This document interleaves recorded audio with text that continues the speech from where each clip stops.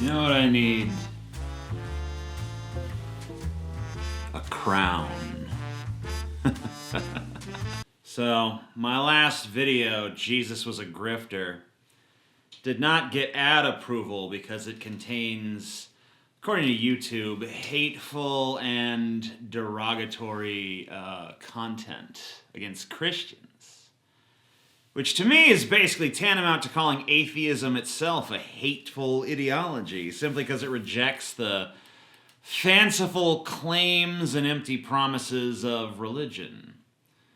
This is even as American Christians, fake Christians really, since they despise Christ's actual teachings, lead the charge to regress women in our society to chattels who exist solely to birth more units for economos to exploit, and the military-industrial complex to grind into pink slime while Joe Biden's dementia ass shambles listlessly to the podium somewhere to place his decrepit hand over the shriveled black prune of his heart and salute the fascist flag of America before intoning those emptiest of words, God bless America.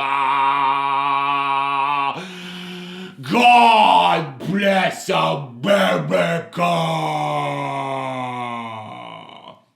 So, according to YouTube's advertiser policy, Christians have free rein to destroy this world and subjugate its peoples with impunity because their delusional gibberings deserve protection. But let me ask you this.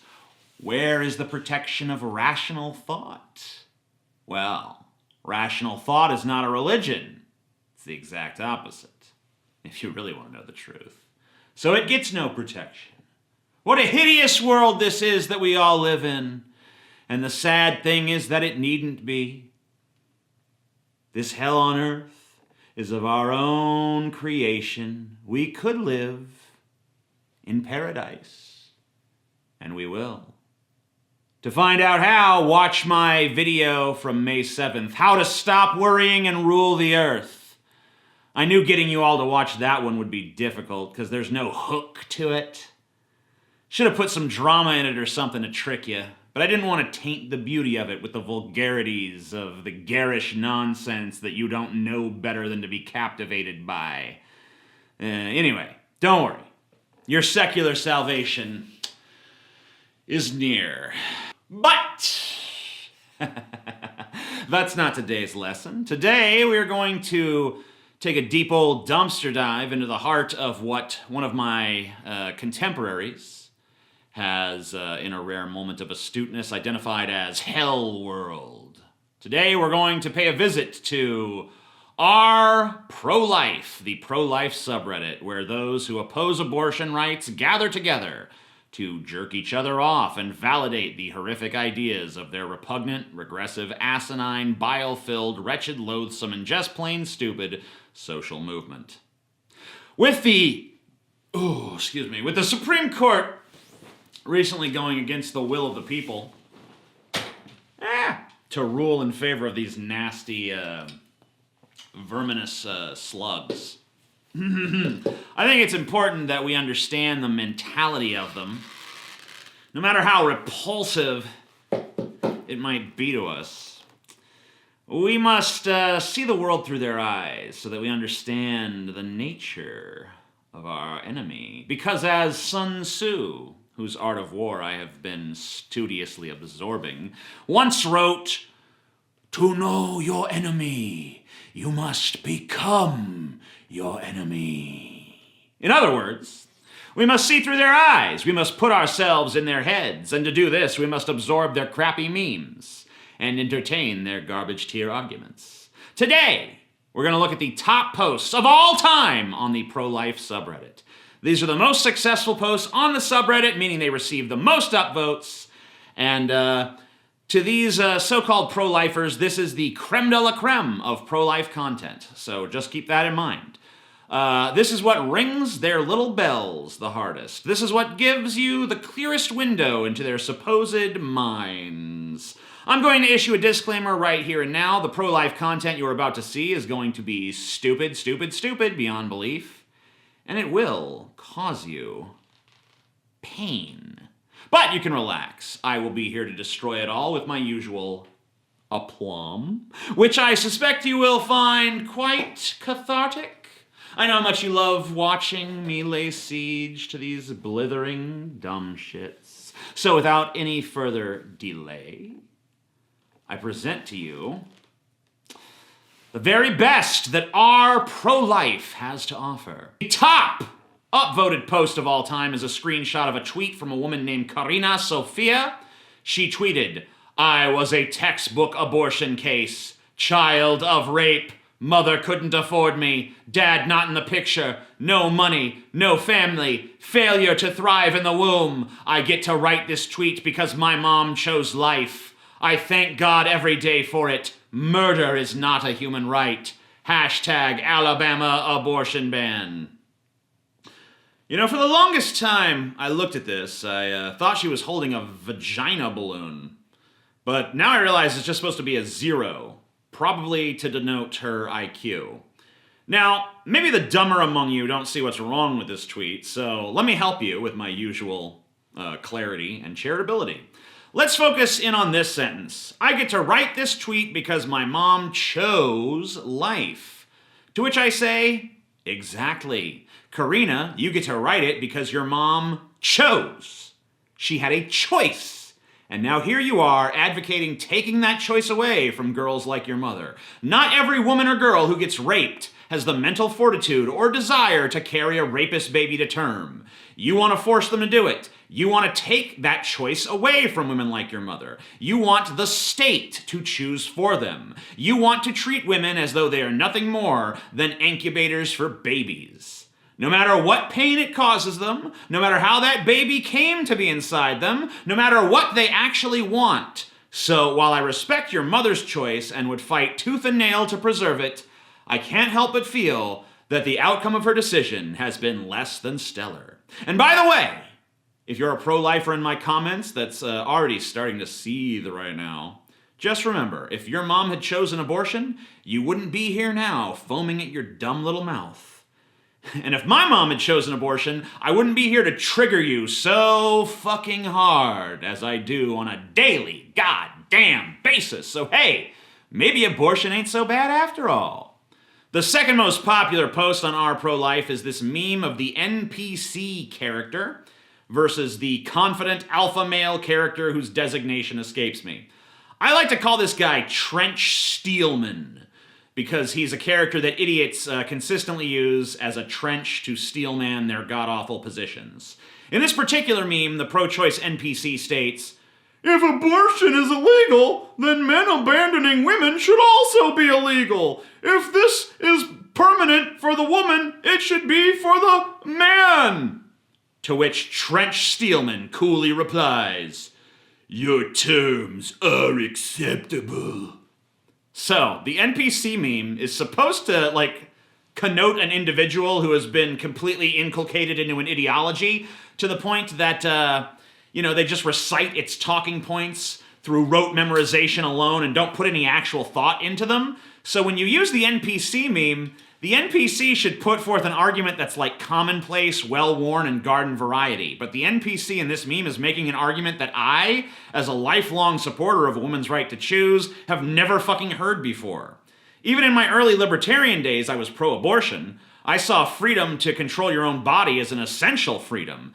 In fact, seeing my fellow libertarians support pro-life creationist Ron Paul was probably the main reason I left that ideology, to be honest with you. You're a crazy pro-lifer? Oh, we'll just wave the liberty wand, and now we're pro-lifers too. Yeah, that's life. Fuck it, fuck life. Cancer is life. That's a life too. You don't give a shit about life when you fucking use your antibacterial scrub and genocide fucking single-celled organisms. You don't give a fuck about life when you're shoving steak in your mouth. You don't give a fuck about life when you're going through chemotherapy for your fucking cancer. But all of a sudden, when the life has the potential to become a human being one day, then it's special. Even though it's essentially a parasitic organism. You know, it's living off of someone else. If that person doesn't want to support that life, what business is it of ours to come and say, no, you have to? The larger problem with this meme is that it not only advocates taking away the reproductive rights of women, but also taking away the rights of association from men. It seems that the language chosen for the NPC was designed exactly for this purpose. Is there no human right these revilers of humanity will not sully, castigate, and erode? They're letting us know here that not only are they willing to control the bodies of women, but they will also happily control the associations of men. In their vision of the world, not only will a woman be forced to carry an unwanted pregnancy, but a man will be forced to be with that woman against his will. Their vision of utopia is an unwanted child being raised by parents who don't love each other. I know Sun Tzu told us that we must know our enemy, but how can I know these people? There's not enough bleach in the world for me to drink to lower my IQ to these depths. The average piece of toast is more thoughtful.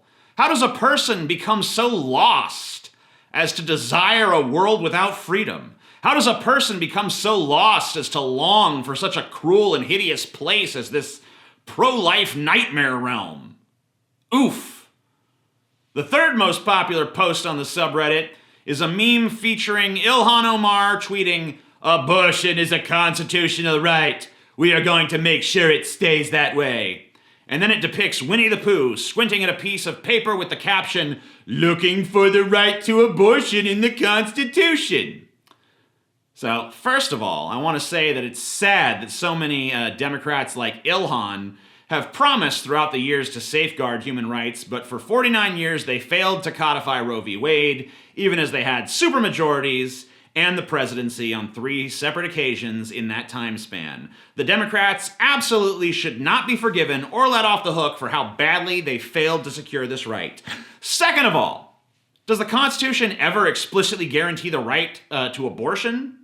Specifically? No. It also doesn't guarantee the right to advocate for all pro-lifers to be forced to march into the ocean wearing lead weights around their ankles. Yet, we understand that the freedom to advocate for such a position is guaranteed by the First Amendment's protection of freedom of speech.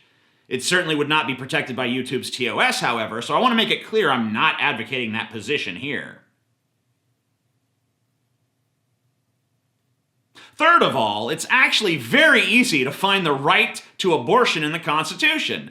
The Roe v. Wade decision, now under imminent and dire threat from right-wing activist judges appointed by the worst president in United States history, holds that the 14th Amendment's privacy provisions inherently include the right to abortion. So contrary to popular beliefs of the present, the court that ruled 7-2 in favor of abortion rights in the Roe v. Wade case was mostly conservative. In fact, Justice Harry Blackmun, who wrote the majority opinion, was a Nixon appointee. He stated in the opinion, this right of privacy, whether it be founded in the 14th Amendment's concept of personal liberty and restrictions upon state action, as we feel it is, or as the district court determined in the 9th Amendment's reservation of rights to the people, is broad enough to encompass a woman's decision whether or not to terminate her pregnancy. The legal argument here is that the 9th Amendment states that just because a right is not outlined directly in the Constitution does not mean that that right does not exist, which is very, I think by design, vague. The 14th Amendment states, no state shall make or enforce any law which shall abridge the privileges or immunities of citizens of the United States, nor shall any state deprive any person of life, liberty, or property without due process of law, nor deny to any person within its jurisdiction the equal protection of law. The Supreme Court, by 1973, had already ruled in numerous cases that one of the rights not specifically enumerated in the Constitution and yet heavily implied by it was the right to privacy. The legal precedent in this matter was extraordinarily strong, backed up by a gargantuan preponderance of Supreme Court opinions spanning back to the 1890s. Here I will read once again from Harry Blackmun's 1973 opinion. He states, And I've made a few alterations for clarity, but the original text is up on the screen for those of you to scrutinize if you want to make sure I'm not doing anything dishonest here. He says, the Constitution does not explicitly mention any right to privacy. In a line of decisions, however, going back perhaps as far as Union Pacific Railroad Company versus Botsford, the court has recognized that a right to personal privacy or a guarantee of certain areas or zones of privacy does exist under the Constitution. In varying contexts, the court or individual justices have indeed found at least the roots of that right in the First Amendment, Stanley versus Georgia, in the Fourth and Fifth Amendments, Terry versus Ohio, Katz versus United States, Boyd versus United States, Olmstead versus United States, in the penumbras of the Bill of Rights, Griswold versus Connecticut, or the concept of liberty guaranteed by the first section of the 14th Amendment, see Meyer versus Nebraska. These decisions make it clear that only personal rights can be deemed fundamental or implicit in the concept of ordered liberty. Palco versus Connecticut are included in this guarantee of personal privacy. They also make it clear that the right has some extension to activities relating to marriage, Loving versus Virginia, procreation, Skinner versus Oklahoma, contraception, Eisenstadt versus Baird, family relationships, Prince versus Massachusetts, and child rearing and education, Pierce versus Society of Sisters, Meyer versus Nebraska.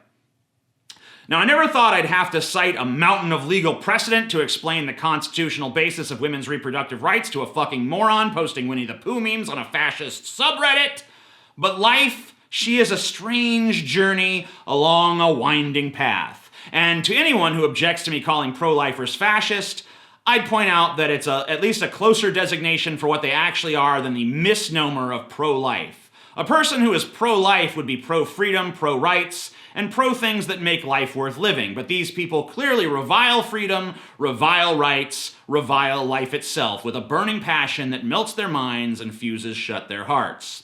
The fourth most popular meme on r pro-life is this comic wherein a man stands upon a Pride Rock style rock formation addressing a mob. He states, "I want to kill disabled people," and the mob, who are labeled pro-choicers, look angry and ready to do violence against him. But then he goes on to state, "before they are born." And the pro-choice mob is all smiles and looks of adulation. So, here's a fun little fact for you. 92% of pregnancies with a prenatal diagnosis of Down syndrome are aborted. In other words, if Down syndrome is identified in the womb, 92% of parents choose abortion in that instance.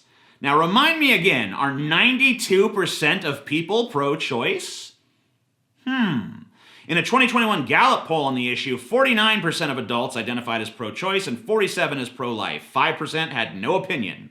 So I'm confused. Help me solve this puzzle. Only 47% of people are pro-life, yet 92% of people abort fetuses that they know have Down syndrome. It's almost as if, nah, that can't be it. It can't be that pro-lifers are hypocrites whose morals are conveniently dropped the moment they're faced with the burdens of raising a developmentally disabled child. So here's a harsh truth that maybe even a lot of pro-choicers aren't going to want to hear, but the world does not need developmentally disabled people. They just grew up to vote Republican. No, but seriously, people who are disabled being killed is obviously disgusting and barbaric. They deserve the same rights and dignity and freedom as any other group of people, to whatever extent we can grant it to them.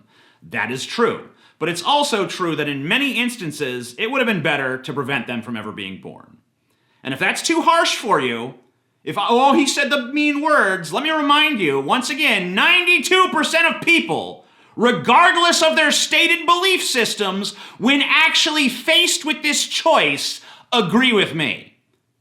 So spare me your moral outrage, it's faker than Nicki Minaj's butt. But unlike Nicki Minaj's butt, I don't want to see it. The fifth most popular post on r pro-life is this screen cap of a conversation between an unknown person and a woman named Marina. Marina says, "You're pro-life until you get a bitch pregnant and she decides to keep it and you have to pay child support, and if you don't, your driver's license gets taken away and then you're fucked. wouldn't be pro-life after that, huh? To which the respondent states, I don't support casual sex, LMAO. Marina counters, you don't have to. It could be a girlfriend that doesn't work out, then boom, you're fucked. At which point, our dauntless hero drops an atom bomb of pure brilliance right on top of Marina's head. It's almost like that's why celibacy until marriage is actually a good idea. These people, if you can call them that, reveal themselves more and more with each passing little post, don't they? With each new revelation, we see that their hatred of personal freedom goes deeper and deeper and deeper than we ever could have possibly fathomed. Not only do they believe that a woman has no right to control her own body, not only do they believe that a man who impregnates a woman should be forced into a loveless union with her, regardless of his will, they also believe that the sexual act, one of life's most beautiful and fundamental fucking pleasures, should be locked away behind the paywall of marriage. Before you can fuck somebody, you must enter into a binding legal contract with them. Let us be very honest about this underwhelming piece of shit arguing with the lovely and dazzling Marina. He says he doesn't support casual sex. The reality is that he couldn't get it if he tried.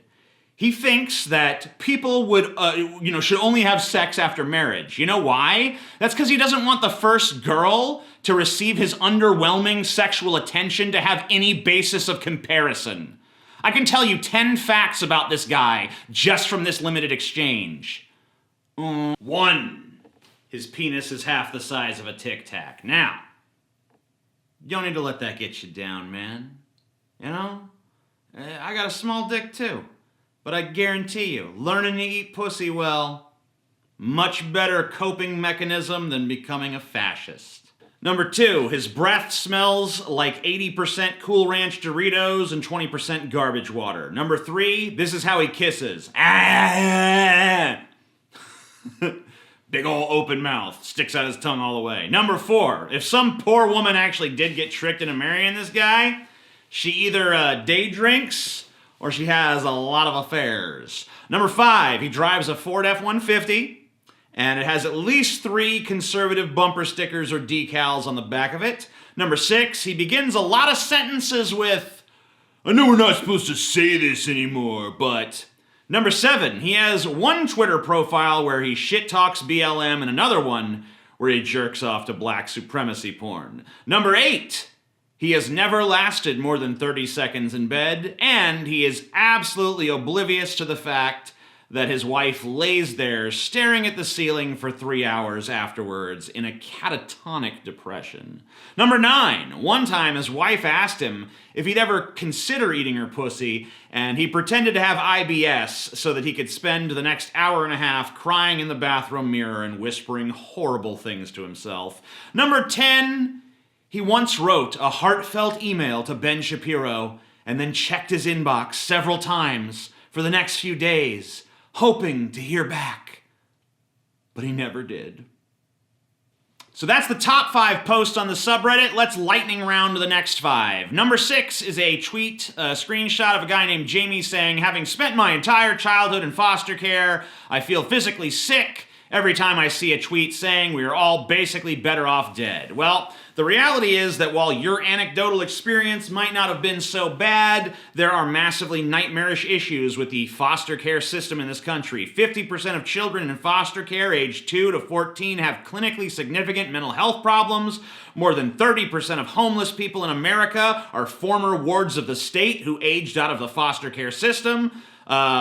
They basically aged out before they ever found any sort of permanent family or any viable support network. A study of foster kids in Oregon and Washington found that 1/3 were abused by foster parents or another adult in the foster home. An Atlanta study discovered essentially the same conditions there. A Johns Hopkins University study of a group of foster children in Maryland found that children in foster care are 4 times more likely to be sexually abused than their peers. And children in group homes are 28 times more likely to be abused. More than half of child sex trafficking victims recovered through FBI raids across the U.S. in 2013 were from foster care or group homes. There are over 400,000 kids in this system right now, so Number 7 is another tweet screenshot. It reads, "Don't like abortion, don't get one." Okay, so by that logic, don't like murder, don't kill. Don't like racism, don't be racist. Don't like child sex trafficking, don't buy a child sex slave. If I truly believe something is inherently wrong, I will fight it. You know, I'm so confused by this because all of the conclusions drawn here are good conclusions. Don't kill, don't be racist, don't buy child sex slaves. All those seem like pretty solid moral edicts. So I guess the logic is actually pretty good then, right? But I get the larger argument here. It's if you believe something is immoral, mere non-participation in the immorality is insufficient resistance. You must actively oppose evil, not simply ignore it. That's the idea behind the tweet. The problem here is that the moral belief that murder, racism, and child sex trafficking are immoral has usefulness to our society. Permitting any of those things has demonstrably deleterious effects on humanity as a whole. A woman being able to choose abortion as an option does not have deleterious effects on society. It actually has some positive effects. It means less unwanted children who grow up into maladjusted adults. It means women are more free to pursue their life goals. It means less women ending up in horrible situations, marrying someone that's totally wrong for them just because that person got them pregnant. Legal abortion access has markedly improved graduation and college attendance rates among black women. Obviously, having abortion as an option to deal with pregnancies resulting from rape and incest cases is a huge positive as well. But more important than any of those things is this simple fact. By any useful reckoning, it is far more immoral to mandate that a woman use her body to incubate an unwanted fetus and to force her to give birth and to force her to either give that child to a broken foster care system or destroy her own dreams and life to raise it against her will. Number 8 is an "Aren't I Such a Victim" post from a pro-lifer that is upset that they were downvoted by the r/Ask Women subreddit when they stated the following in response to the question, "What do you dislike about Reddit?" "The fact that I am a minority on Reddit, so I have to expect hatred most of the time. First, I am a social conservative. Second, I am pro-life. Third, I am against degrading pornography. People assume I'm a bigot with internalized misogyny all the time. Edit. If I am downvoted, you know why." Yeah, I do know why. It's because you're an idiot. Number 9 is a picture of a protester holding a sign that reads, "Oppression, noun. Not being allowed to murder babies, I guess." Wow, your guys' arguments really run the gamut from A to B, huh? Maybe oppression is when you're forced by the government to carry an unwanted pregnancy to term. Or maybe oppression is when the state tells you that you have no right to control how you allocate the resources of your own fucking body, you stupid fucking imbecile. All right, one more, and I hope it's a fucking doozy. Number 10, okay. Another tweet capture, they love those. Ashley says, "Planned Parenthood does more than abortions," to which Red replies, "Ashley's mom, your boyfriend is a murderer. Ashley, that's not all he does, Mom. Sometimes he buys me flowers." So, just another variation of the abortion is murder theme. I was hoping this video would go out with a bang, but instead it goes out with a wet fart. How did you come to the conclusion that abortion is murder exactly? Is masturbation murder because every sperm that you wasted could have been a life? Is every egg that could have been fertilized but wasn't murder because it could have been a life? What if the egg was just fertilized 5 minutes ago? Are you willing to tell me that flushing this thing is murder?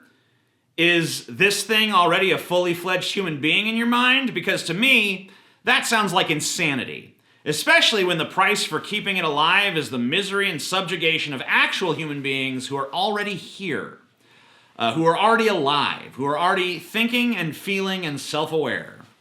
How to conclude this? Let's be real. All right? Let's be real for a minute.